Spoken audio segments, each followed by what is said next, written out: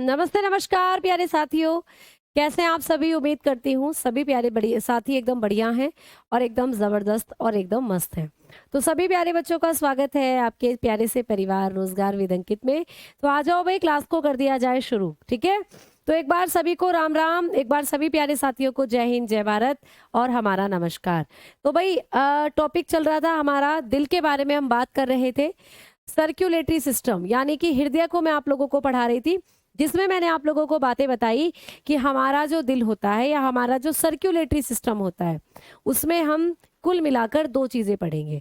क्योंकि रुधिर के बारे में हम पहले ही पढ़ चुके हैं, तो अब हम रुधिर वाहिकाएं और दिल के बारे में बातों को पढ़ना शुरू करेंगे। तो मैंने आपको कल की क्लास में रुधिर वाहिकाएं, दो रुधिर वाहिकाएं करा दी थी। हमने धमनी को कर लिया था, हमने शिराओं को कर लिया था। आज मैं आपको केशिकाओं के बारे में बताने वाली हूँ, ठीक है? चलिए, तो good evening, good evening, good evening. कुछ बच्चों की तो शायद गुड मॉर्निंग हो रही है और ऐसा लग रहा है जैसे वो सुबह से अभी सोकर उठकर आए हैं और उन्हें ऐसा लग रहा है कि भाई सुबह होते ही बायोलॉजी की क्लास जो है वो शुरू हो गई। तो भाई आ जाओ, मैं तुम्हें बता देती हूँ थोड़ी देर में रात और रात के बाद होने वाली, थोड़ी देर में शाम और शाम के बाद रात होने वाली है। शाम तो वैसे भी बेसिकली हो ही चली है, सर्दियों में तो इस टाइम आधी रात ही हो जाती है, ऐसा समझ लो। अब क्योंकि गर्मियां आए तो 5 बजे क्या 8 बजे तक भी ऐसा लगता है कि शाम ही हो रही है। चलिए, सर्कुलेटरी सिस्टम हम पढ़ रहे हैं, परिसंचरण तंत्र हम लोग पढ़ रहे हैं, परिसंचरण तंत्र। अब बेटा मैंने इस सिस्टम के अंदर आपको कल एक बात बताई थी कि भाई इस सिस्टम में हम लोग पहले हमारी रुधिर वाहिकाओं को पढ़ेंगे, जो कि 3 मैंने आपको बताई थी। कल की क्लास में मैंने आपको रुधिर वाहिकाओं के बारे में बताया था।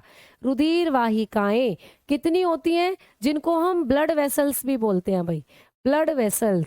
तो रुधिर वाहिकाएं कितनी होती हैं, हमने बात करी थी 3 होती हैं, जिसमें से 2 को हमने अच्छे से पढ़ लिया।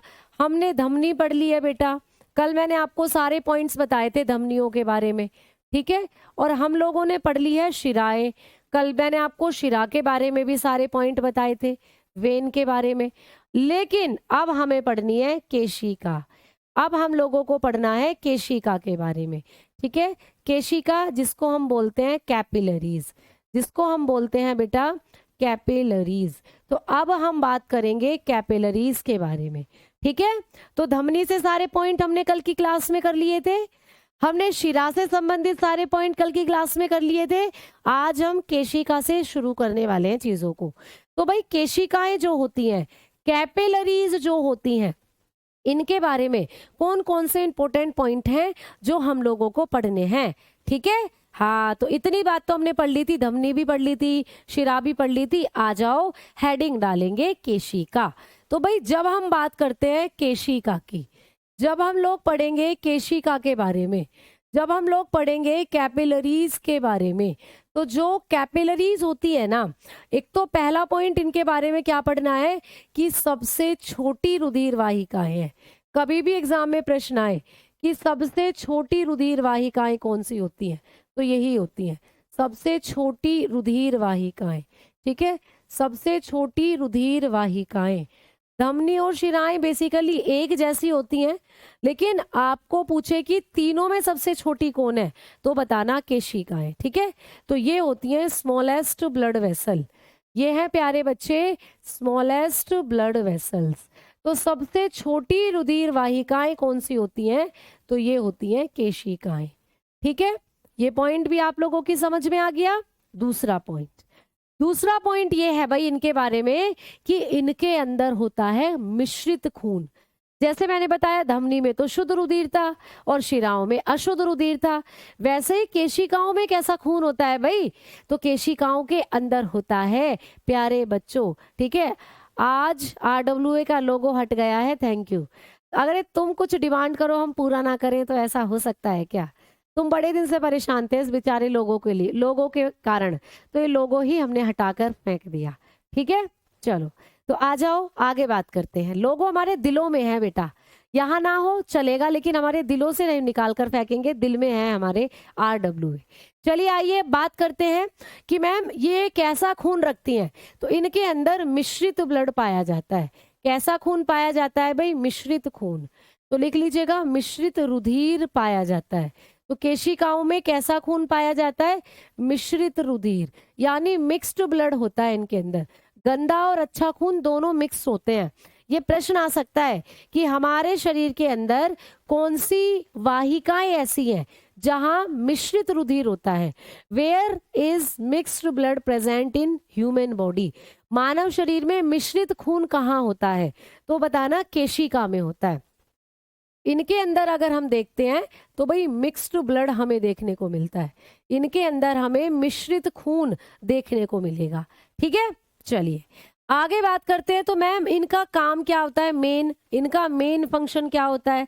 जैसे मैंने आपको बताया था कि भाई धमनियां जो होती हैं वो हृदय से रुधिर अंगों तक ले जाती हैं, और शिराओं का क्या काम था? अंगों से रुधिर हृदय तक लेकर आती हैं। तो इनका क्या काम है मैडम केशिकाओं का? तो केशिका जो होती है ये धमनी और शिराओं को आपस में मिलाती हैं। इनका काम होता है धमनी और शिराओं को जोड़ना, धमनी व शिरा को जोड़ना। ठीक है, तो धमनी व शिरा को जोड़ना होता है इनका काम। तो ये क्या करती हैं केशिका भाई? तो केशिका धमनी और शिराओं को जोड़ने का काम करती हैं। तो लिख सकते हो इंग्लिश में भी जॉइंट, क्या लिख सकते हो भाई? Joint artery and when. तो धमनी और शिराओं को आपस में जोड़ने का काम करती हैं जो केशिकाएं होती हैं। तो ये 3 पॉइंट आपको केशिकाओं के बारे में पढ़ने हैं। ठीक है, समझ में आई बात? चलो अब दिखाती हूँ तुम्हें फोटो तीनों का। तो देखो भाई, ये है आपका फोटो। ये जो आपको दिख रही है लाल लाल सी, ये जो आपको रेड कलर में दिख रही है भाई, ये तुम्हारी धमनी है, ये तुम्हारी धमनी है बेटा, ये तुम्हारी आर्टरी है। जो तुम्हें लाल रंग में दिखाई दे रही है ये तुम्हारी आर्टरी है, और ये जो तुम्हें नीले नीले रंग में दिखाई दे रही है ये हमारी वेन होती है, ये है हमारी शिरा। ठीक है, तो शिराओं में गंदा खून होता है कार्बन डाइऑक्साइड वाला, और जो धमनियां होती हैं इनमें होता है ऑक्सीजन वाला खून यानी शुद्ध रुधिर। और ये जो बीच में आपको दिखाई दे रही है ये है हमारी केशिकाएं, ये है हमारी केशिका, ये है भाई कैपिलरी, ये है हमारी केशिका। तो धमनी में शुद्ध रुधिर होता है ऑक्सीजन वाला खून, और शिराओं में कार्बन डाइऑक्साइड वाला यानी अशुद्ध खून होता है। जबकि केशिकाओं की बात करते हैं तो दोनों मिश्रित, जो दोनों खून है वो मिश्रित रहते हैं आपकी केशिकाओं में, और धमनी और शिरा दोनों को जोड़ने का काम कर रही हैं केशिकाएं। आपके शरीर में जहां भी धमनी होगी, एक धमनी जब शिरा से जाकर मिल रही होगी तो बीच बीच में केशिकाएं उसको जोड़ने का काम कर रही होंगी। ठीक है, समझ में आ गई बेटा? सीजीएल में ना आते तो आपके 2-3 क्वेश्चन ही है बायोलॉजी से, बट आता ही थोड़े डीपली लेवल के हैं। तो एसएससी जीडी में 1-2 क्वेश्चन आता है बायो का, आता एकदम कॉमन लेवल का है। ये अंतर है सीजीएल में और प्यारे बच्चे एसएससी जीडी में। जीडी में एकदम कॉमन लेवल आएगा, सीजीएल में थोड़ा सा डीप लेवल आता है। तो चीजें वहां आपको थोड़ी सी डीप में पढ़नी पड़ेंगी। ठीक है, अब एक बच्चा बोल रहा है मैडम जी समझ नहीं आया, सूरज बच्चा बोल रहा है। तो प्यारे बच्चे शायद आपने कल की क्लास नहीं देखी, मैंने कल आपको पढ़ाया था कि हमारे शरीर में एक रुधिर वाहिका होती है जिसको कहते हैं धमनी। धमनियों में शुद्ध रुधिर होता है, ऐसा खून जिसमें ऑक्सीजन ज्यादा घुली हुई है उसको कहते हैं शुद्ध रुधिर। तो शुद्ध रुधिर हमेशा धमनी में होता है। और आपके शरीर में जो ये नीली नीली सी दिख रही है ये है शिराएं, इनके अंदर होता है हमेशा अशुद्ध रुधिर। अशुद्ध रुधिर होता है जिसमें कार्बन डाइऑक्साइड ज्यादा होती है। तो शिराओं में होता है अशुद्ध रुधिर। मैंने धमनी और शिराओं के बारे में बहुत सारे पॉइंट कल की क्लास में लिखवा दिए थे, वहां से आपको चीजें समझ में आ जाएंगी। अब धमनी और शिराओं को जोड़ने का काम करती है केशिका। तो केशिका के अंदर थोड़ा सा खून इनका मिला हुआ होता है, थोड़ा सा खून इनका आ जाता है, तो दोनों तरीके के खून यहाँ मिक्स हो जाते हैं। तो यहाँ पर मिश्रित खून आपको देखने को मिलता है। ठीक है, बाकी केशिका के बारे में ये पॉइंट्स मैंने जो आपको बताए हैं ये तो आपको याद करने ही है कि भाई सबसे छोटी रुधिर वाहिकाएं होती हैं, इन्हीं में मिश्रित खून होता है, और धमनी और शिराओं को जोड़ने का कार्य करती हैं जो केशिकाएं होती हैं। ठीक है भाई, चलो तो ये हो गई सारी कहानी, यहाँ से चीजें आपको आ गई होंगी समझ। तो भाई अब आप लोगों ने समझ लिया है धमनियों शिराओं के बारे में, यानी रुधिर वाहिकाओं के बारे में। आ जाओ, अब वो टाइम आ चुका है जब मैं तुम्हें पढ़ाने वाली हूँ तुम्हारे दिल के बारे में। तो भाई आ जाओ, हेडिंग डालो तुम्हारा हृदय। आ जाए सभी बच्चे और हेडिंग डाले हृदय। अब बच्चे बोलेंगे मैम कहाँ जाएं? कहीं नहीं आना, तुम्हें अपने दिमाग में अब टॉपिक को रिवाइज करना है, दिल को। तो आ जाओ, टॉपिक डालो हार्ट। टॉपिक डालेंगे हर्ट। आज बात करेंगे जिसका हमें था इंतजार, वो घड़ी आ गई। तो भाई अब दिल के बारे में आपको पढ़ाऊंगी। सबसे पहला पॉइंट कि मैम दिल का जो अध्ययन होता है उसको क्या कहा जाता है? जब हम दिल का अध्ययन करते हैं, दिल की स्टडी करते हैं, उसको क्या कहा जाता है? तो मैंने कल की क्लास में आपको बताया था, जब हम परिसंचरण तंत्र का अध्ययन करते हैं उसको कहते हैं एंजियोलॉजी। लेकिन जब हम केवल विशेष दिल के बारे में पढ़ रहे होते हैं उसको कहते हैं कार्डियोलॉजी। तो दिल के अध्ययन को कहा जाता है कार्डियोलॉजी। तो दिल के अध्ययन को क्या कहा जाता है भाई? कार्डियोलॉजी। ये बहुत बार बनाए पेपर में प्रश्न, कार्डियोलॉजी। ठीक है, तो कार्डियोलॉजी कहा जाता है दिल के अध्ययन को, कार्डियोलॉजी। ठीक है, चलो अब आपको आगे पूछेगा कि जो हमारा दिल होता है इसमें वजन कितना होता है? दिल का वजन कितना है भाई? कितना वजनदार दिल है हमारा? हमारे दिल में वजन कितना है? कई बार बोलते हो यार तेरी बात में वजन नहीं है या तुझ में वजन नहीं है, मतलब वजन। अब दिल की बात आई है तो दिल में कितना वजन होता है? तो दिल में होता है बेटा 300 ग्राम वजन। ठीक है, दिल में हमारा दिल 300 ग्राम का होता है। अब कई बार आपको यहाँ पे एक बात आपने पढ़ी होगी कि लड़कियों के अंदर दिल छोटा होता है। भैया लड़कियों का जो दिल है ना वो थोड़ा सा कम वजन लिए हो सकता है। अगर हम लड़की के दिल की बात करते हैं, अगर हम लड़की या कोई भी फीमेल है उनके दिल की बात करते हैं तो उनका दिल छोटा नहीं होता भाई, उनके दिल का वजन थोड़ा सा कम होता है लड़कों की अपेक्षा। तो आप बता सकते हो कि लगभग 250 ग्राम के आसपास जो लड़कियों का दिल होता है वो होता है। ठीक है, तो लगभग 50 ग्राम का अंतर आपको देखने को मिलता है लड़के और लड़कियों के दिल के अंदर। लेकिन आपको जब भी पेपर में प्रश्न आता है तो लड़का या लड़की करके नहीं पूछता, सीधा सीधा पूछता है कि हमारे दिल का वजन कितना होता है? तो आप बताओगे 300 ग्राम होता है। ठीक है भाई, समझ में आ गई बात? कितना बताओगे? 300 ग्राम बताकर चलोगे। ठीक, चलो अगर आपको पूछ ले कि एक नवजात शिशु जो होता है, नवजात शिशु ऐसा बच्चा जिसने अभी अभी जन्म लिया है, न्यूबॉर्न, तो न्यूबॉर्न बेबी में दिल का वजन कितना होता है? तो न्यूबॉर्न बेबी के अंदर अगर हम दिल के वेट की बात करते हैं तो आप लोग बताओगे 20 ग्राम। एक छोटू सा बच्चा, एक प्यारा सा चुन्नक सा बच्चा जो पैदा हुआ है अभी अभी, उसके अंदर जो दिल का वजन है वो होता है 20 ग्राम। ठीक है, चलो आओ आगे बात करते हैं। हम लोग आगे बात करेंगे। 22 ग्राम का होता है नवजात शिशु का। हाँ वही 20 से 22 बोल सकते हो, तो मैंने लिख दिया 20 ग्राम। ठीक है, चलो आ जाओ अब आगे बात करते हैं। अगला पॉइंट कि मैम जो दिल है ये क्या है? तो दिल एक पेशी अंग होता है बेटा, पेशी अंग है। हमारा हृदय एक पेशी अंग है बेटा। दिल हमारा एक मस्क्यूलर ऑर्गन होता है, मस्क्यूलर ऑर्गन है हमारा दिल। और ऐसी पेशियां जो हमारे दिल को बनाती हैं वो कौन सी पेशी कहलाती है ये आपको पूछ ले। भाई दिल हमारा पेशी अंग है, दिल में हड्डी नहीं होती, पूरा का पूरा दिल मांसपेशियों से मिलकर बना है, पूरे के पूरे दिल में मसल्स होती हैं। तो हमारा जो दिल है इसको बनाने वाली मसल कौन सी होती है मैम? कौन सी मसल से हमारा दिल बना हुआ है?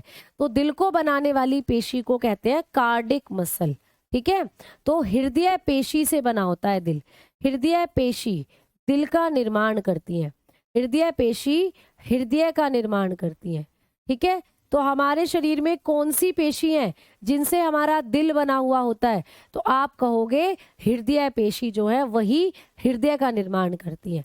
तो कार्डिक मसल बोलते हैं उनको इंग्लिश में, कार्डिक मसल्स। तो कार्डिक मसल्स जो होती हैं ये आपके दिल को बनाने का काम करती हैं। ठीक भाई, बात समझ में आ गई? तो कार्डिक मसल बनाती हैं हमारे दिल को। चलो आगे बात करते हैं। तो भाई दिल के अध्ययन को क्या कहते हैं? कार्डियोलॉजी। बात क्लियर? दिल में वजन आपको सिर्फ 300 ग्राम याद करना है, यही आपको पेपर में आता है। नवजात शिशु में पूछ ले तो नवजात शिशु का दिल का वजन होता है 20 ग्राम। ठीक है। आगे पूछे कि दिल कैसा अंग है, तो दिल एक पेशी अंग है, मस्क्यूलर ऑर्गन है। और दिल को बनाने वाली पेशी का नाम, तो दिल को बनाने वाली पेशी को हम हृदय पेशी के नाम से जानते हैं, यानी कि कार्डिक मसल आपके दिल को बनाती है। ठीक है।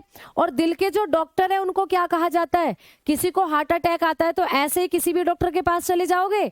नहीं, हमें दिल के स्पेशलिस्ट के पास ले जाया जाता है, और दिल के स्पेशलिस्ट को कहा जाता है कार्डियोलॉजिस्ट। ठीक है। तो कार्डियोलॉजिस्ट होते हैं दिल के डॉक्टर।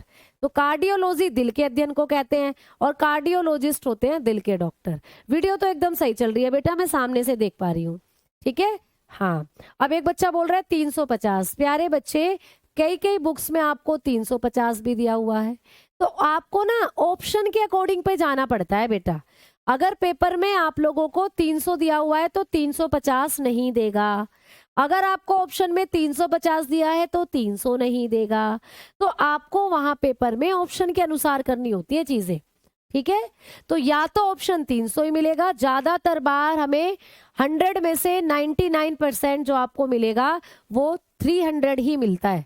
कभी कभार होता है कि 350 आपको दे देता है, तो या तो ये वैल्यू मिलेगी या ये वैल्यू मिलेगी, दोनों में से कोई एक वैल्यू आपको पेपर में दी होती है।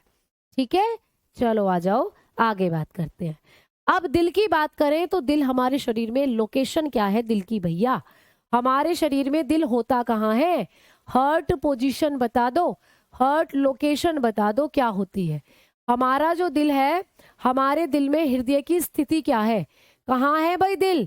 हृदय की स्थिति बताओ कहाँ होती है। तो दिल हमारे शरीर में कहाँ पर स्थित है? तो आप बताओगे दिल होता है हमारी वक्ष गुहा के मध्य।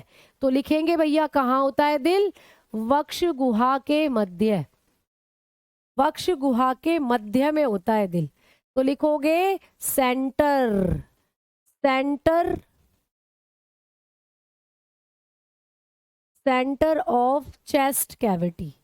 ठीक है। जो हमारी चेस्ट कैविटी होती है उसके सेंटर में होता है प्यारे बच्चे दिल। चलो दिखाती हूँ तुम्हें, देखो भाई, ये है हमारा दिल।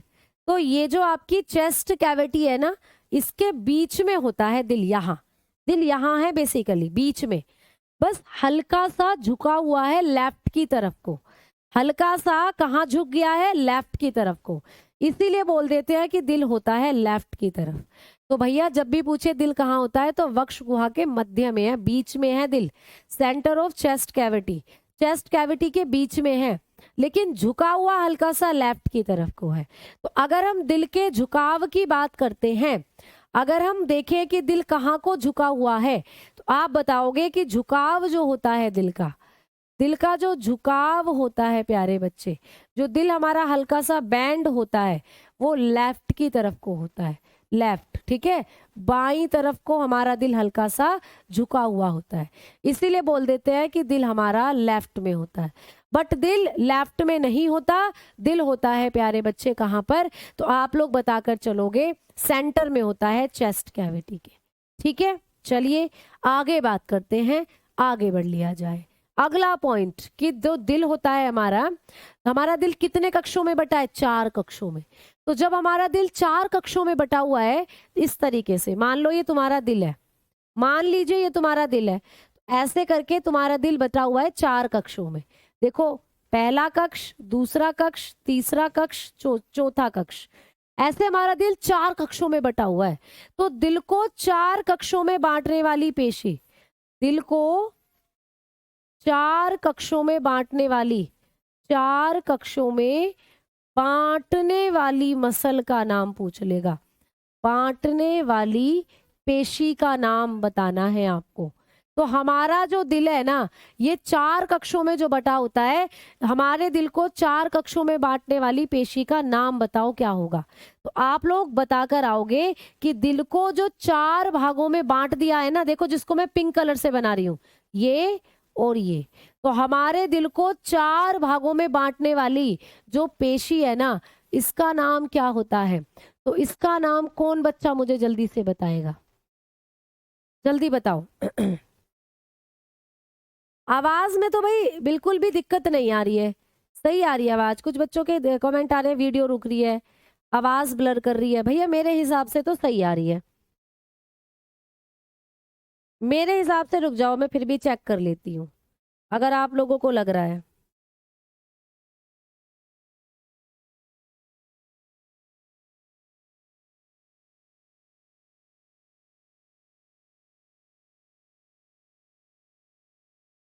जल्दी बताओ भाई। सही चल रही है क्लास बिल्कुल, मुझे यहाँ पे भी दिख रही है वीडियो और सही चल रही है क्लास बिल्कुल। बोर्ड के पीछे ये कोड क्या आ रहा है भैया? अब इस कोड से भी दिक्कत होगी। बोर्ड पे कोड तो रहेगा ही, हर बोर्ड का एक कोड रहता है, वो कोड है ये। ठीक है चलो, सही आ रही है भाई। वही इस भी मुझे क्लास में मैंने सुनी है सही है, और भैया क्लास भी सही चल रही है, बफरिंग नहीं हो रही है। चलो आ जाओ।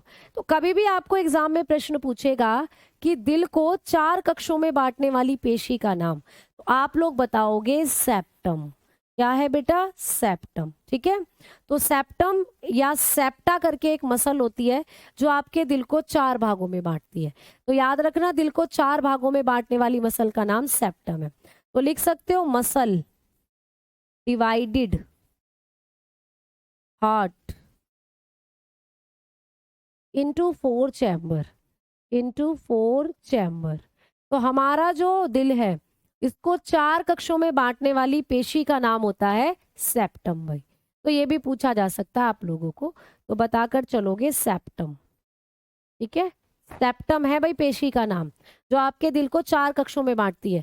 ये जो पिंक पिंक मैंने बनाई है ये सेप्टम है, ऐसा समझ लो। ठीक, क्लियर? चलो आ जाओ, अब आगे बात करते हैं भाई हम लोग। अब हम लोग आगे बात करेंगे। क्लास ओके है? हाँ बिल्कुल ओके है। चलो आओ, अब हम लोग आगे बात करेंगे। अब मैं आपको समझाऊंगी दिल की क्रिया विधि। या हमारा जो दिल है वो एक झिल्ली के अंदर बंद रहता है भैया। तो हमारा दिल कौन सी झिल्ली में बंद रहता है? तो आप लोग बताओगे जो हमारा हृदय है ये कौन सी झिल्ली में बंद है भाई? कौन सी मेम्ब्रेन में बंद होता है हमारा जो दिल होता है? तो दिल को घेरने वाली जो झिल्ली है इसको बोलते हैं पेरिकार्डियम। पेरिकार्डियम। तो पेरिकार्डियम झिल्ली होती है जो हमारे दिल को चारों तरफ से ढकती है। तो पेरिकार्डियम झिल्ली होती है बेटा जो हमारे दिल को चारों तरफ से ढके रहती है। मान लो ये तुम्हारा दिल है भाई। अब मैं दिल तुम्हें ऐसा ही समझाऊंगी क्योंकि ऐसी ही इमेज दिल की बनी हुई है, ये इजीली तुम्हें समझ में आ जाएगा। तो आपका दिल चारों तरफ से एक झिल्ली से घिरा रहता है, ऐसे ऐसे एक झिल्ली होती है हमारे दिल के चारों तरफ जो आपके दिल को बाह्य आघातों से सुरक्षा प्रदान करती है। इस झिल्ली को कहते हैं पेरिकार्डियम। ये पेरिकार्डियम झिल्ली क्या काम करती है? तो ये जो पेरिकार्डियम झिल्ली है ना बेटा, ये दिल की सुरक्षा करती है, दिल को सुरक्षा प्रदान करती है, दिल को सुरक्षा प्रदान करती है ये। ठीक है, तो आपका जो दिल है उसको सुरक्षा प्रदान करना इसका काम होता है, दिल को सुरक्षा प्रदान करती है। Provide protection, provide protection. तो आपके दिल को प्रोटेक्शन देने का काम करती है ये टू हार्ट। हमारे दिल को प्रोटेक्शन देने का काम किसका? तो आप लोग बताकर चलोगे पेरिकार्डियम झिल्ली का। ठीक है, चलो जैसे कि आप भागते हो, आप उछलते हो तो आपके दिल पर प्रेशर पड़ता है। तो ये झिल्ली आपके दिल को एक गद्दे की भांति, कुशन की भांति सुरक्षा प्रदान करने का काम करती है। ठीक है, चलिए अब आ जाओ प्यारे बच्चों। अब हम पढ़ेंगे कि हमारा जो दिल है, हमारे दिल को, कि हमारा जो दिल है वो कैसे काम कर रहा है, हमारे दिल की फंक्शनिंग क्या है। आ जाइए भाई, हेडिंग डालेंगे दिल की क्रियाविधि, हेडिंग डालेंगे दिल की क्रियाविधि। अब ये बड़ा इंपॉर्टेंट है जो मैं आपको पढ़ा रही हूं, बड़े ध्यान से समझना। ठीक है, तो लिखेंगे functioning of heart, functioning of heart. हमारा जो दिल है ये कैसे कैसे काम करता है, इस चीज को बहुत अच्छे से आपको समझना है बेटा। अब मैं आपको बताने वाली हूँ कि दिल के अंदर कैसे कैसे खून आता है, फिर किस चैम्बर से किस चैम्बर में दिल का खून जाता है ये। ठीक है, समझ में आई बात? चलो आओ अब आगे बात करते हैं। अब आपको दिल की फंक्शनिंग मैं पढ़ाऊंगी तो बहुत अच्छे से आपको दिल को समझना है।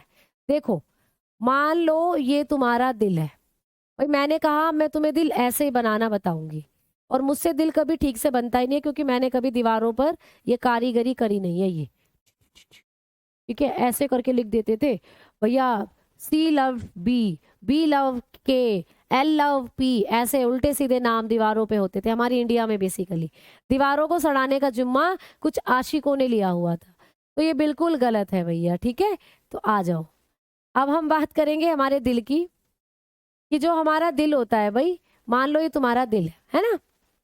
अब मैंने बताया कि दिल को 4 कक्षों में बांटने वाली एक पेशी, मान लो एक पेशी ये है और एक पेशी ये है, तो हमारे दिल के 4 कक्ष हो गए।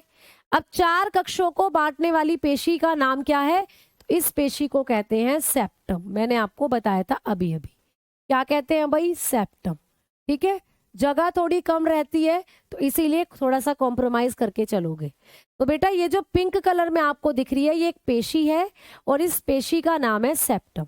ठीक है, चलो अब मैम ये जो दिल के 4 कक्ष हो गए हैं, इनके नाम बताओ। तो बेटा आपके दिल की जो ये वाली साइड है ये होगी हमेशा राइट साइड, ये हमेशा राइट साइड है, और ये वाली साइड जो है ये होती है हमेशा लेफ्ट साइड। तो बेटा ये है आप लोगों का दायां अलिंद, ये जो ऊपर वाला चैम्बर है ये है आपका दायां अलिंद।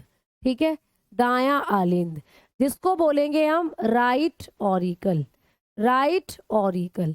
ठीक है, राइट ऑरिकल, जिसको हम बोलते हैं इंग्लिश में राइट ऑरिकल। ये वाला जो है आपका ये है बायां अलिंद, ये है प्यारे बच्चों बायां अलिंद। ठीक है, बाएं अलिंद को हम लोग बोलेंगे लेफ्ट ऑरिकल, लेफ्ट ऑरिकल। ठीक है, तो ऊपर वाले जो 2 चैम्बर हैं उनको हम अलिंद के नाम से जानते हैं, इंग्लिश में ऑरिकल के नाम से जानते हैं। अलिंद 2 होते हैं, एक राइट और एक लेफ्ट, जैसे मैंने यहाँ लिखे हुए हैं। आपके हृदय में 2 अलिंद हैं, 2 निलय हैं। ऊपर वाले अलिंद होते हैं, नीचे वाले जो सेक्शन है ये निलय होते हैं। तो भाई ये वाला है दायां निलय, ये वाला है भाई दायां निलय, इसको हम बोलते हैं वेंट्रिकल, इंग्लिश में वेंट्रिकल। ठीक है, इसको हम बोलते हैं इंग्लिश में वेंट्रिकल। और इधर वाला है आपका बायां अलिंद, बायां निलय, इधर वाला है भाई बायां निलय, यानी कि लेफ्ट वेंट्रिकल। दायां और बायां तो आप समझते ही हो इंग्लिश में, दाएं को राइट बोलते हैं और बाएं को लेफ्ट बोलते हैं।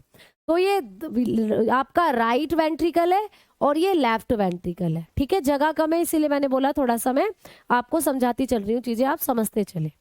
अब आपको 4 चैम्बर कौन कौन से थे वो भी बात समझ में आ गई।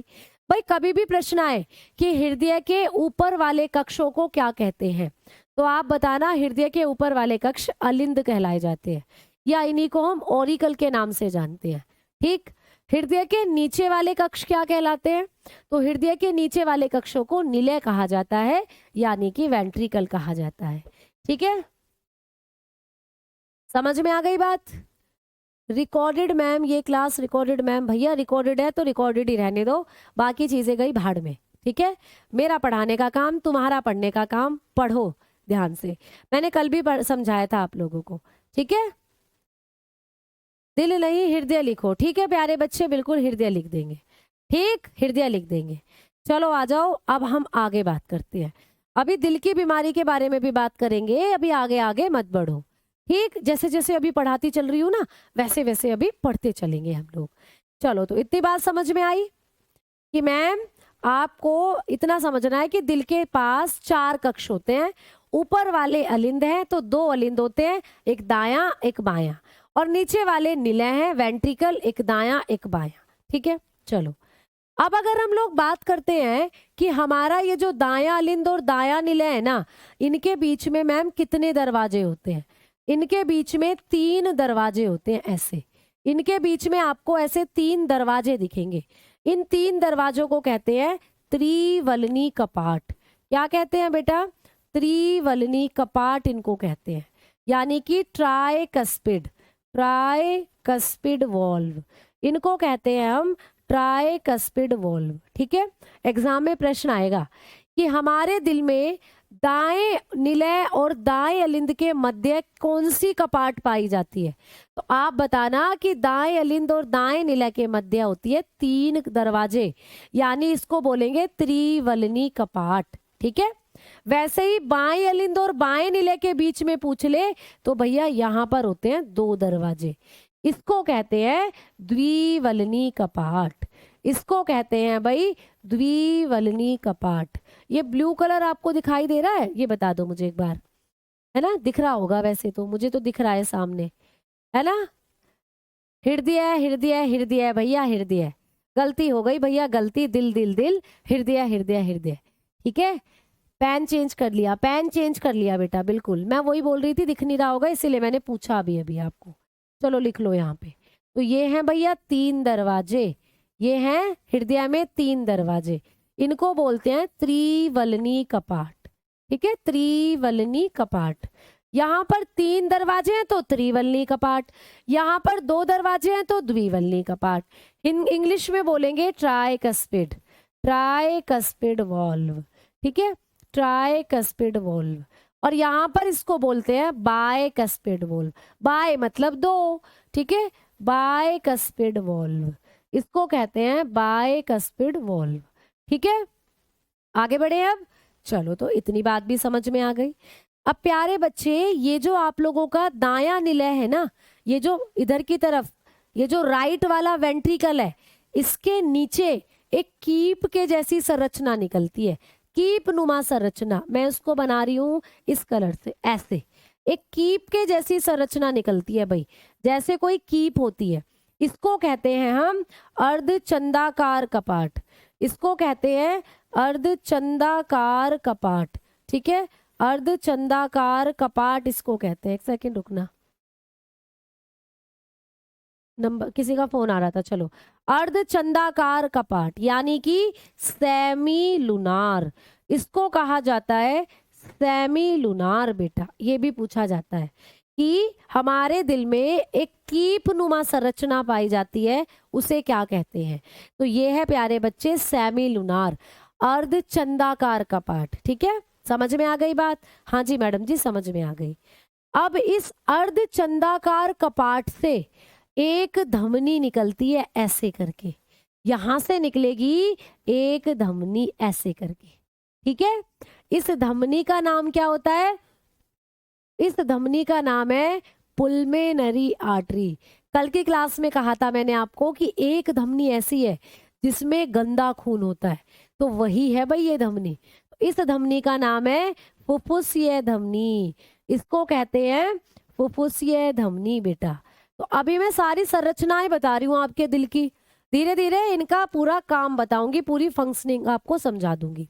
इसको बोलते हैं फुफ्फुसीय धमनी, यानी पुल्मेनरी, पुल्मेनरी आर्टरी इसको कहते हैं, पुल्मेनरी आर्टरी। अब ये जो पुल्मेनरी आर्टरी है मैम, ये किससे जाकर जुड़ती है? तो ये दिल से निकली और तुम्हारे फेफड़ों में जाकर जुड़ जाती है। तो यहाँ पर हैं तुम्हारे फेफड़े, ये हैं भाई तुम्हारे फेफड़े, ये हैं तुम्हारे लंग्स। ठीक है, ये हैं तुम्हारे फेफड़े। क्लियर हो गई बात? चलो, अब मैं पहले तुम्हें पूरी फंक्शनिंग समझा देती हूँ, एक एक करके अब चीजें तुम्हें समझ में आएंगी। देखो, मैंने कल की क्लास में आपको कहा था कि हमारे शरीर के अंदर जो हमारे अंग होते हैं, जैसे आपके पूरी बॉडी के ऑर्गन, आपकी किडनी, आपका लीवर, आपकी जो जितनी भी ग्रंथियां हैं, आपके शरीर में जितने भी अंग हैं बेटा, उन सबको खून चाहिए। सब खून से ही काम करते हैं, क्योंकि कोशिकाओं तक पोषक पदार्थ ले जाने का काम खून ही करता है। अगर खून की सप्लाई नहीं होगी कोशिकाओं तक, तो सारी कोशिकाएं पोषक पदार्थों की कमी से मर जाएंगी। मर जाएंगी तो हमारे अंग जो है वो भी मर जाएंगे, हमारा लीवर फेल हो जाएगा, किडनी फेल हो जाएगी, ऐसे करके हमारे अंग मर जाएंगे। हमारे अंग मर गए तो हम भी मर जाएंगे। तो इसीलिए भैया बहुत जरूरी है कि हमारे अंगों को, या अंगों की जो कोशिकाएं हैं, उन तक खून की सप्लाई बहुत अच्छे से होती रहे। तो जब हमारे अंगों तक खून की सप्लाई होती है तो हमारे अंग क्या करते हैं? हमारे खून में जो ऑक्सीजन होती है, उस ऑक्सीजन को हमारे खून से निकालकर अपने अंदर ले लेते हैं। यानी हमारी कोशिकाएं ऑक्सीजन लेकर श्वसन की क्रिया करना शुरू कर देती हैं। ठीक है। और जब हमारे खून से ऑक्सीजन निकल जाती है, ऑक्सीजन ग्लूकोज की उपस्थिति में जलती है, तो हमारी कोशिकाओं से निकलता है कार्बन डाइऑक्साइड। इस कहानी को अब आ जाओ समझो। अभी इस फोटो को यहीं छोड़ो, अब एक छोटा सा फैक्ट समझा रही हूं, समझो। मान लो तुम्हारे शरीर की ये एक कोशिका है भाई, मान लो ये एक कोशिका है तुम्हारे शरीर की, ठीक है बेटा। तुम्हारे शरीर में अरबों कोशिका है, तो मैंने ये एक सेल के बारे में आपको बताना है आज। तो बेटा मान लो ये तुम्हारी एक कोशिका है। जब भी तुम खाना खाओगे तो खाना आपका पचेगा और ब्लड में मिल जाएगा। मान लो ये ब्लड है, और जब भी आप खाना खाते हो, खाने में जो ग्लूकोज होता है या कार्बोहाइड्रेट होता है, वो ग्लूकोज के रूप में ब्लड में घुल जाता है। तो मान लो भाई ये घुल गया आपका ग्लूकोज ब्लड के अंदर, C6H12O6, ये ग्लूकोज है ना। अब ब्लड के द्वारा ये ग्लूकोज पहुंचा तुम्हारी कोशिकाओं में। लो भाई, इस खून ने ये ग्लूकोज तुम्हारी कोशिका तक पहुंचा दिया। ठीक है मैम, पहुंच गया, कोशिकाओं के अंदर ग्लूकोज पहुंच गया। अब कोशिकाएं इस ग्लूकोज को जलाना चाहती हैं, क्योंकि जब ये ग्लूकोज जलेगा तभी कोशिकाओं को खाना मिलेगा। ठीक है, तो तभी कोशिकाएं इसका ऑक्सीडेशन कर पाएंगी या इसका पाचन कर पाएंगी ग्लूकोज का। तो प्यारे बच्चों, अब ऑक्सीजन चाहिए। ऑक्सीजन कहाँ से आएगी? जब आप सांस लेते हो, सांस के साथ ऑक्सीजन पहुंची। तो भैया भोजन से तो ग्लूकोज पहुंच गया, आपने भोजन खाया, भोजन से तो कोशिका के पास ग्लूकोज पहुंच गया खून में मिलकर। और ऑक्सीजन कैसे पहुंची? फेफड़ों से। तो तुम्हारे जो लंग्स हैं, तुम्हारे जो फेफड़े हैं, इन्होंने पहुंचा दी ऑक्सीजन किसके पास प्यारे बच्चे? आपकी कोशिकाओं तक। ऑक्सीजन भी खून में घुल गई बेसिकली। फेफड़ों ने सांस लिया और ऑक्सीजन को ब्लड में मिला दिया, और ब्लड ही इस ऑक्सीजन को ले गया आपकी कोशिकाओं तक। तो ब्लड के माध्यम से कोशिकाओं तक खाना, ग्लूकोज भी पहुंचा और ऑक्सीजन भी पहुंची। ठीक है, अब कोशिकाओं ने क्या करा? ग्लूकोज को जला दिया। आपने पढ़ी है ना एक चीज, जहां पर भी ग्लूकोज होती है कोई भी ईंधन वहीं जलता है। अगर पृथ्वी पर ऑक्सीजन खत्म हो गई तो कोई भी ईंधन नहीं जलेगा, फिर ना पेट्रोल जलेगा, ना डीजल जलेगा, ना माचिस की तिल्ली जलेगी, फिर आग ही नहीं लगेगी। तो आग लगाने वाली गैस होती है ऑक्सीजन। तो वैसे ही हमारे शरीर में ये जो ग्लूकोज है, इसका ऑक्सीडेशन ऑक्सीजन की उपस्थिति में ही होगा। यानी ये ग्लूकोज जब बर्न होगा, जलेगा, तो ऑक्सीजन की प्रेजेंस में ही जलेगा। तो जैसे ही हमारे फेफड़ों ने सांस लिया, ऑक्सीजन हमारे अंदर पहुंची और खून में मिली, और खून बहाकर ले गया ऑक्सीजन को हमारी कोशिकाओं तक। पढ़ाया था ना, ब्लड में जो आरबीसी है, आरबीसी ऑक्सीजन को ले जाती है कोशिकाओं तक। अब कोशिकाओं ने ग्लूकोज और ऑक्सीजन को जलाना शुरू कर दिया, ऑक्सीजन की उपस्थिति में ग्लूकोज को जलाना शुरू कर दिया। अब भैया आपने एक बात और पढ़ी है कि जब भी कोई भी ईंधन जलता है तो कार्बन डाइऑक्साइड गैस निकलती है। आपके अंदर भी तो ऐसा ही होता है, जब आप लोग सांस छोड़ते हो बाहर तो कार्बन डाइऑक्साइड बाहर आती है। तो भैया अंदर से ये कार्बन डाइऑक्साइड कहाँ से आ रही है? तो जब भी आपकी कोशिकाओं के अंदर ग्लूकोज जलेगा तो कार्बन डाइऑक्साइड बाहर निकलेगा। तो जब ऑक्सीजन जा रही थी ब्लड में, तो इसको बोल रहे थे हम शुद्ध खून, ये था बेटा शुद्ध रुधिर। और वापस जब आपकी कोशिकाओं ने किसको ग्लूकोज को जलाया, तो ग्लूकोज जैसे ही जला तो बेटा एक गैस निकली। कौन सी गैस? Carbon dioxide. तो कार्बन डाइऑक्साइड गैस आपके खून में वापस आकर मिल जाती है, और इस बार जब खून में कार्बन डाइऑक्साइड ज्यादा हो जाएगी तो इसको कहेंगे अशुद्ध खून, इसको कहा जाता है अशुद्ध रुधिर। तो यही रुधिर है जो बार बार शुद्ध होता रहता है और बार बार अशुद्ध होता रहता है। हमारे फेफड़े हमारे खून को ऑक्सीजन मिलाकर शुद्ध करते रहते हैं, और हमारी कोशिकाएं खून में बार बार कार्बन डाइऑक्साइड मिलाकर उसको गंदा करती रहती हैं।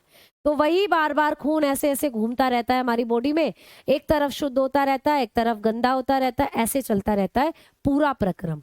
ठीक है, ये कहानी समझ में आ गई कि खून कैसे गंदा होता है और खून कैसे स्वस्थ होता है। ठीक है, चलो अब आ जाओ। अब मैं आपको एक पॉइंट और लिखवाना चाहती हूँ। प्यारे बच्चे, हमारे शरीर में जो धमनी होती हैं, एक एक करके मैं आपको सारी चीजें समझा रही हूँ। जब मैं आपको उस डायग्राम को समझाऊंगी तो ये चीजें आपको वहां काम आएंगी। हमारे शरीर में जो हमारी धमनी होती है बेटा, अगर मैं कहूँ कि सबसे बड़ी धमनी कौन सी है हमारे शरीर की, सबसे बड़ी धमनी, तो भाई हमारे शरीर की जो सबसे बड़ी धमनी है ना, इस चैप्टर को पढ़ाने के लिए थोड़ी सी पेशेंस रखनी पड़ती है, बहुत सी चीजों को समझना पड़ता है, क्योंकि दिल तो किसी की समझ में आज तक आया ही नहीं है भैया। तो दिल को समझने के लिए हमें बहुत सी चीजों को पहले समझना पड़ता है। ठीक है, समझ में आ गई बात? ठीक, हाँ, तो ये सारी चीजें अभी समझते चलो। दिल में कितनी धड़कन होती है ये सब अभी लास्ट में लिखवाऊंगी इस चैप्टर के। पहले अभी हम फंक्शनिंग को समझ रहे हैं, तो समझो अभी पहले चीजों को। तो मैंने क्या बताया कि हमारे शरीर की जो सबसे बड़ी धमनी होती है उसका नाम है महाधमनी। उसका नाम है बेटा महाधमनी। ठीक है, उसको बोलते हैं अओटा। क्या बोलते हैं? उसको कहते हैं अओटा। ठीक है, और हमारे शरीर की जो सबसे बड़ी शिरा है, अगर हम वेन के बारे में बात करेंगे शिरा के, तो हमारे शरीर की जो सबसे बड़ी शिरा है, सबसे बड़ी शिरा, इसको क्या कहते हैं भैया? तो हमारे शरीर की जो बिगेस्ट आर्टरी, बिगेस्ट वेन है, हमारे शरीर की जो बिगेस्ट वेन है वो कौन सी है? तो वो है प्यारे बच्चे वेना कावा। वो है वेना कावा, यानी हिंदी में बोलेंगे महाशिरा। तो भैया महाधमनी सबसे बड़ी धमनी और महाशिरा सबसे बड़ी शिरा। अब दिक्कत ये है कि महाशिरा दो होती है, महाधमनी तो एक ही है बेटा, महाधमनी तो एक ही है, अओटा तो एक ही है, लेकिन ये जो महाशिरा है ये हमारे शरीर में दो होती है। कौन कौन सी होती हैं? तो एक होती है प्यारे बच्चे सुपीरियर वेना कावा, एक होती है सुपीरियर वेना कावा। ठीक है, सुपीरियर मतलब अपोवाही, अपोवाही वेना कावा या अपोवाही महाशिरा। ठीक है, अपोवाही महाशिरा एक होती है, अपोवाही महाशिरा सुपीरियर वेना कावा, और दूसरी होती है इंफीरियर वेना कावा, दूसरी है इंफीरियर वेना कावा। ठीक है, इसको बोलते हैं अधोवाही, अधोवाही, इसको बोलेंगे अधोवाही महाशिरा। बात समझ में आ रही है ना बेटा? हमारे शरीर की सबसे बड़ी धमनी महाधमनी एक ही होती है बस, हमारे शरीर की सबसे बड़ी शिरा महाशिरा, महाशिरा दो है, एक सुपीरियर और एक इंफीरियर। अब इन दोनों में से भी कौन सी बड़ी है ये पूछ ले, सुपीरियर बड़ी है या इंफीरियर बड़ी है? तो आप बताओगे कि इंफीरियर ज्यादा बड़ी होती है, इंफीरियर ज्यादा बड़ी है। ठीक है, तो इंफीरियर ज्यादा बड़ी होती है बेटा, ये ज्यादा बिगर है। इन दोनों में भी अगर हम लोग बात करते हैं तो कौन बड़ी है? तो इंफीरियर ज्यादा बड़ी है। ठीक है, अब मैम ये दोनों काम क्या करती हैं? भाई देखो एक पॉइंट समझना, पॉइंट से पॉइंट मिलाते चलो चीजों को। शिराएं कैसा खून लेकर जाती हैं? शिराओं के अंदर गंदा खून होता है, बिल्कुल सही बात। तो ये भी तो शिराई है भाई, सबसे बड़ी है लेकिन है तो शिराई, इसके अंदर भी कैसा खून होगा? गंदा खून, सही बात। तो इन दोनों के अंदर कैसा खून होता है? गंदा खून। अब गंदा खून जो होता है तो ये कहाँ कहाँ से गंदा खून इकट्ठा करती है? तो सुपीरियर वेना कावा आपके शरीर के ऊपरी हिस्सों से, शरीर के ऊपरी हिस्सों से बेटा, ऊपरी भागों से गंदा खून लाती है ये, ऊपरी भागों से अशुद्ध रुधिर लाने का काम, अशुद्ध रुधिर लाना। तो आपके शरीर के जो ऊपरी भाग है वहां से अशुद्ध रुधिर लाने का काम करती है सुपीरियर वेना कावा। ऊपरी भाग जैसे तुम्हारा ब्रेन, तुम्हारे कंधे, तुम्हारी पसलियां, ठीक है, तो तुम्हारे पेट के ऊपर जितने भी ऑर्गन है वहां जो गंदा खून है उसको लाने का काम कर रही है सुपीरियर वेना कावा। तो शरीर के ऊपरी हिस्सों से गंदा खून लाने का काम कौन करती है? ये क्या हुआ? तो शरीर के ऊपरी हिस्सों से गंदा खून लाने का काम किसका होता है? तो आप लोग बताओगे ये काम होता है सुपीरियर वेना कावा का। भैया ये कहां से आ गया आज?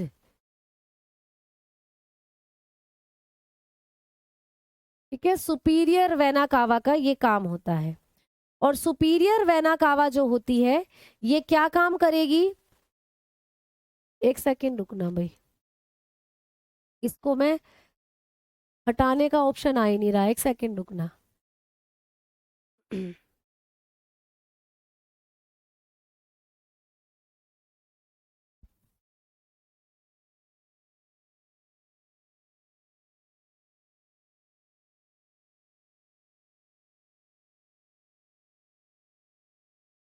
मैम आरबीसी वाला वीडियो अभी नहीं है बेटा, वो तो मैंने शायद ब्लड वाला टॉपिक आपको करा दिया है बेटा। इंग्लिश में भी मैं करवा रही हूँ, अभी चीजों को बता रही हूँ, ठीक है।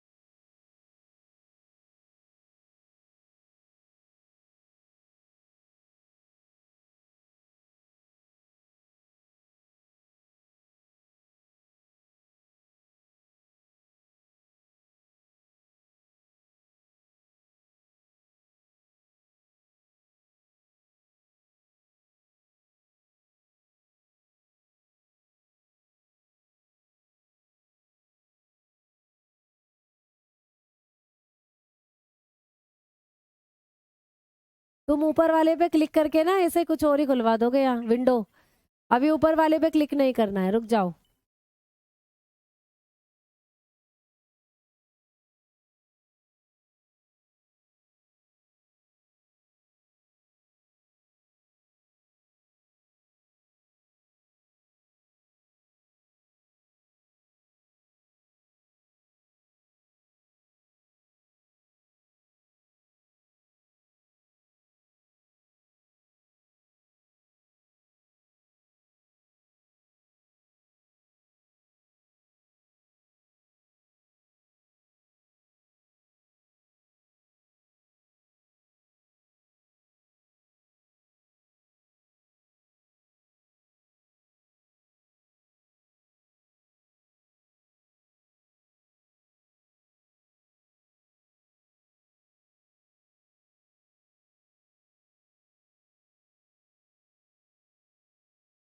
चलो कोई दिक्कत नहीं है, यहाँ हम लिख रहे हैं अभी, उसको रहने दो। उसमें कुछ शायद हैंग हो गया वो टेक्निकल इशू से, मतलब टच ही नहीं कर रहा है, कुछ जा ही नहीं रहा है।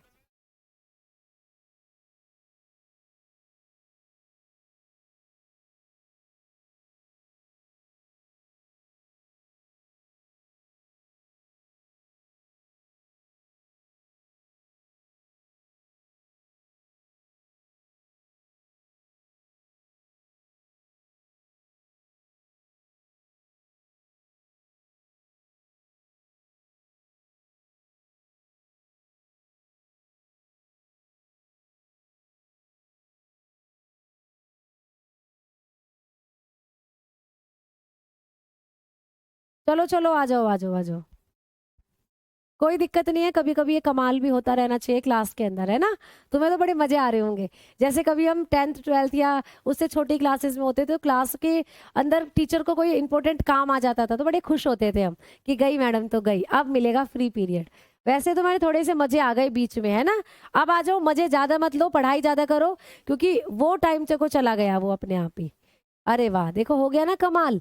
चलो आ जाओ।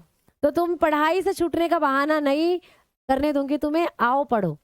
तो इतनी बात समझ में आई कि सुपीरियर वेना कावा जो होती है, शरीर के ऊपरी हिस्सों से गंदा खून लाकर देती है आपके दिल को, ठीक है। इन्फीरियर वेना कावा, इसका नाम इन्फीरियर क्यों है भाई? तो इन्फीरियर का मतलब होता है निचले हिस्सों से गंदा खून लाकर ये आपके दिल को देती है। तो इन्फीरियर वेना कावा का क्या काम होता है, तो आप लोग बताओगे, शरीर के निचले हिस्सों से, ठीक है। तो लिख लीजिएगा, शरीर के निचले हिस्सों से, निचले भागों से खून लाना, ठीक है। निचले भागों से अशुद्ध रुधिर लाना, अशुद्ध रुधिर लाना, ठीक है। अशुद्ध रुधिर लाना। तो ये क्या करती है भाई? कैरी, इंग्लिश में मैं यहाँ पे लिखवा रही हूँ क्योंकि जगह कम है, ठीक है। चलो, तो यहाँ पे मैं इंग्लिश में लिखवा रही हूँ, समझो।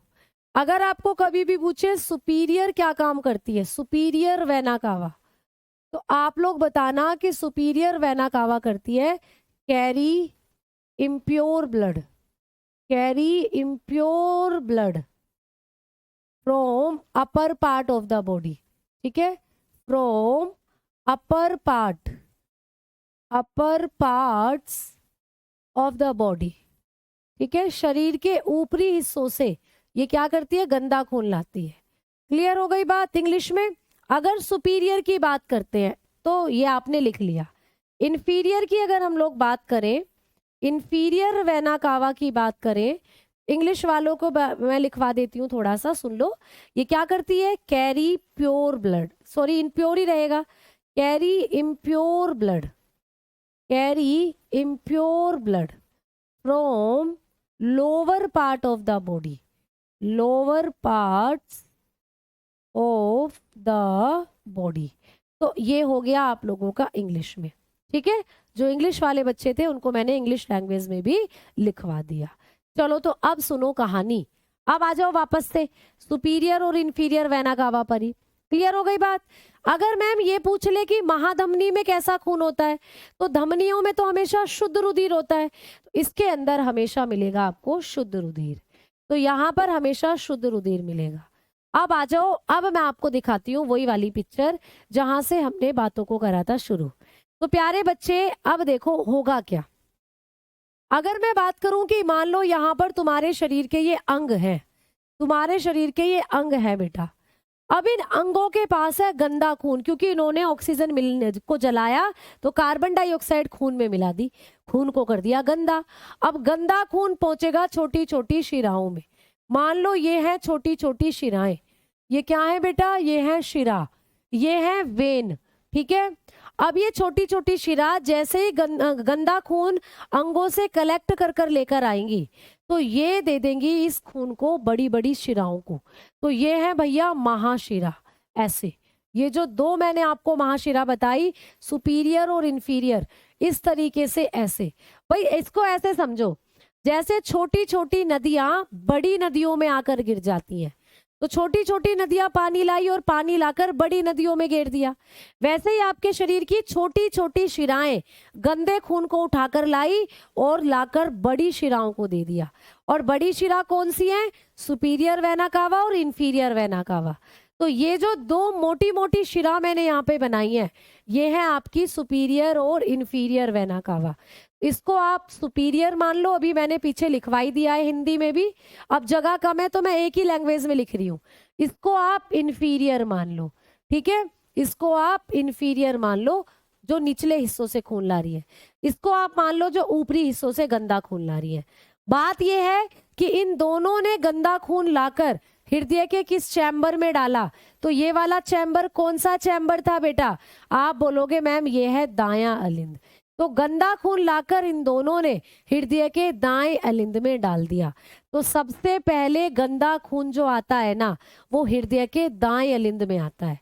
अब दाएं अलिंद में जैसे ही गंदा खून भरेगा तो ये प्रेशर बढ़ेगा। यहाँ पर जैसे ही प्रेशर बढ़ेगा, ये दरवाजे जो है त्रिवल्ली कपाट जो है, ये दरवाजे खुल जाएंगे और खून आकर गिर जाएगा नीचे वाले निलय में, और खून आकर गिर जाएगा नीचे वाले निलय में। यानी दायां निलय अब पूरा गंदे खून से भर जाएगा और ये गंदा खून पहुंचेगा त्रिवल्ली कपाट में।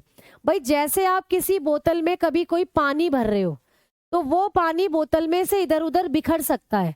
तो आपने देखा है कीप आती है, कीप बोतल में लगा देते हैं और पानी जब हम डालेंगे बोतल में तब पानी नहीं बिखरता, तब पानी सीधा बोतल में जाता है। तो वैसे ही यहाँ पर एक कीप के जैसी संरचना है जिसको बोलते हैं अर्धचंदाकार कपाट, सेमी लूनार। तो खून इसके अंदर से होता हुआ सीधा इस धमनी में चला जाता है, फुफ्फुसीय धमनी में। तो मैंने आपको बताया था कि हमारे शरीर की एक धमनी ऐसी है जिसमें गंदा खून होता है। तो एग्जाम में प्रश्न आएगा कि फुफ्फुसीय धमनी हृदय के किस चैम्बर से जुड़ी होती है। आपके सामने बिल्कुल फोटो है, मुझे जल्दी से कमेंट सेक्शन में बताओ सारे बच्चे कि फुफ्फुसीय धमनी हृदय के कौन से चैम्बर से जुड़ी हुई है, जल्दी बताओ। हृदय के किस चैम्बर से फुफ्फुसीय धमनी जुड़ी हुई है, जल्दी से सभी बच्चे कमेंट करके बताओ। ठीक है, जल्दी से आंसर करके बताएंगे सभी प्यारे बच्चे कि जो हृदय की धमनी, हृदय के अंदर जो पुल्मोनरी आर्टरी है वो कौन से चैम्बर से निकल रही है, जल्दी से बताओ। बेटा ये वाला जो चैप्टर मैं आपको दिल वाला पढ़ा रही हूँ ना, ये ALP के लिए, RPF के लिए भी आपको बिल्कुल सेम टू सेम काम आने वाला है, क्योंकि इसमें मैं आपको सारे पॉइंट एकदम बढ़िया तरीके से बता रही हूँ, इससे डीपली कुछ नहीं पूछेगा। ठीक है, तो आप लोग बताकर चलोगे बिल्कुल कि ये दाएं निलय से निकलती है। दिख रहा है ना फोटो में, दायां निलय बताया था आपको मैंने, तो दाएं निलय से निकलती है फुफ्फुसीय धमनी। और फुफ्फुसीय धमनी गंदा खून, भाई इसमें कार्बन डाइऑक्साइड वाला खून है, इसीलिए मैंने नीला नीला दिखाया है। नीले खून का मतलब है गंदा खून। तो ये गंदा खून पहुंचा तुम्हारे फेफड़ों तक, और फेफड़ों ने क्या करा, कार्बन डाइऑक्साइड को तो तुम्हारे खून से बाहर कर दिया और तुम्हारे खून में मिला दिया ऑक्सीजन। तुम्हारे खून को साफ कर दिया, तुम्हारे खून में फेफड़ों ने मिला दी ऑक्सीजन। अब जैसे ही फेफड़ों ने खून में ऑक्सीजन मिलाई, खून शुद्ध हो गया, खून प्योर हो गया। अब ये शुद्ध खून तुम्हारे फेफड़ों से जुड़ी हुई एक शिरा के माध्यम से वापस तुम्हारे दिल में जाएगा। तो प्यारे बच्चों, ये जो मैं बना रही हूं ये है एक शिरा। इस शिरा का नाम है पुल्मेनरी वेन। इसको कहते हैं पुल्मेनरी वेन। ये है फुफ्फुसीय शिरा। मैंने बोला था ना कल की क्लास में कि एक शिरा ऐसी है, एक शिरा ऐसी है जिसमें अच्छा खून होता है। तो ये वही शिरा है प्यारे बच्चे। तो फेफड़ों ने जब खून को शुद्ध कर दिया, ऑक्सीजन वाला खून पहुंचा पुल्मेनरी शिरा के अंदर, और पुल्मेनरी शिरा से पहुंचा आपके हृदय में। तो एग्जाम में क्वेश्चन आता है कि सबसे पहले शुद्ध रुधिर हृदय के किस चैम्बर में जाकर गिरता है। तो जल्दी से आंसर करो फिर से एक बार सारे बच्चे। सबसे पहले शुद्ध रुधिर हृदय के किस चैम्बर में जाकर गिर रहा है, कौन से चैम्बर में फुफ्फुसीय शिरा शुद्ध रुधिर ले जाकर गिर रही है। जल्दी से आंसर करके बताओ कमेंट सेक्शन में। सबसे पहले शुद्ध रुधिर हृदय के किस चैम्बर में जाकर गिर रहा है, जल्दी से बताओ। सबसे पहले शुद्ध रुधिर हृदय के किस चैम्बर में जाकर गिर रहा है।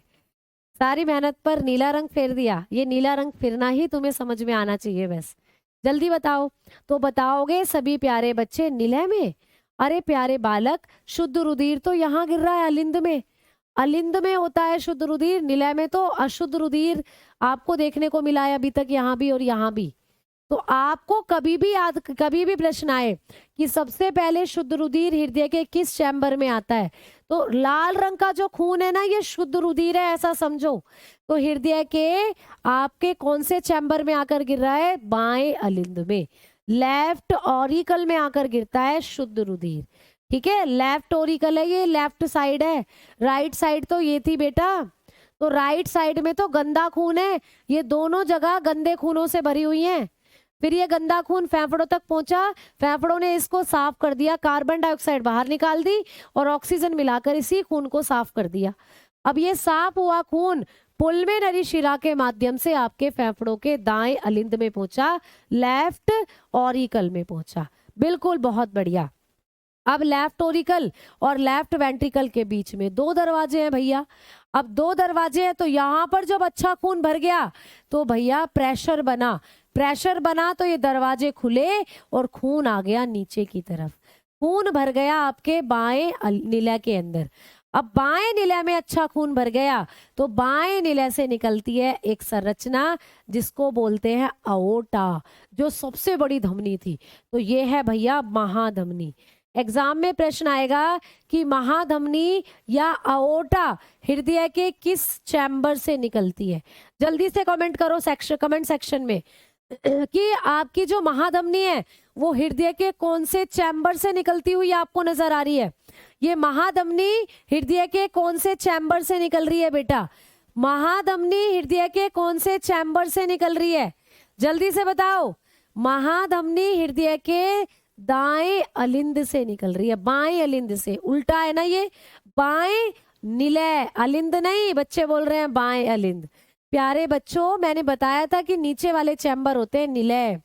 तो ये है आप लोगों का लेफ्ट वेंट्रिकल। तो लेफ्ट वेंट्रिकल से निकलती है महाधमनी, महाधमनी निकलती है आपकी लेफ्ट वेंट्रिकल से। और इसी महाधमनी से छोटी छोटी नदियां, जैसे छोटी महासागर से छोटी छोटी नदियां निकल कर जाती हैं, वैसे ही इसी महाधमनी से छोटी छोटी धमनियां निकलती हैं और अच्छा खून ये वापस आपके अंगों तक ले जाती हैं। ऑक्सीजन वाला खून वापस ये धमनियां आपके अंगों तक लेकर जाती हैं। तो यही प्रोसीजर आपके शरीर के अंदर चलता रहता है भाई, यही प्रक्रिया आपके शरीर के अंदर चलती रहती है। समझ में आई बात? तो इस फोटो को सभी बच्चे आज एक बार फिर से समझने की कोशिश करेंगे। कल मैं इसका फ्लो चार्ट बनवाऊंगी आपको कि कहाँ पर सबसे पहले ब्लड आया, फिर कहाँ गया, फिर कहाँ गया, ऐसे करके। ठीक है, तो कल की क्लास में मैं आपको फ्लो चार्ट बनवाऊंगी। अब मिलते हैं कल की क्लास में, तब तक के लिए नमस्कार, राधे राधे, जय हिंद, जय भारत।